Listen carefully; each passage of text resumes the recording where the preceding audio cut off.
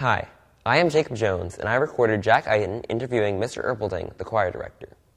They talked about the musical Beauty and the Beast, the choir's upcoming concerts, and the upcoming Chicago tour, and how he picks music for the choirs to perform.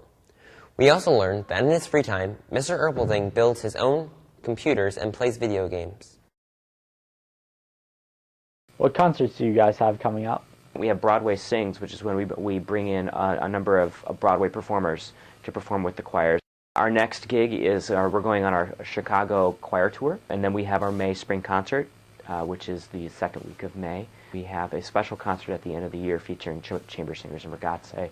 That's going to be at a local church for the good acoustics, and that's kind of like our farewell concert to our seniors. Tell me about the musical.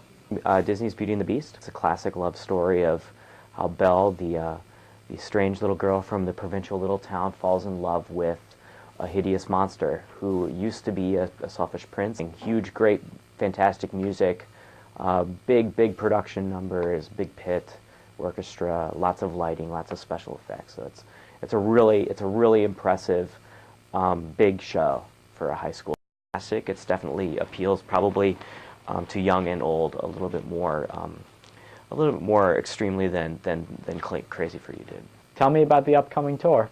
We're taking about 100 kids to Chicago. We get to see all the sights. They're performing at a festival, the Windy City Classic, on Saturday of that weekend. We're going to be doing the Willis Tower. We're going to be doing the Magnificent Mile, Navy Pier, seeing a show, going to the Blue Man Group, eating at fantastic Chicago restaurants, doing a dinner cruise on Lake Michigan. It's a jam-packed schedule. Why did you choose the music you picked out this year? Well, I always choose music based on a couple things. One, I never pick a piece of music that I don't inherently love. So if I don't like music, I don't pick it.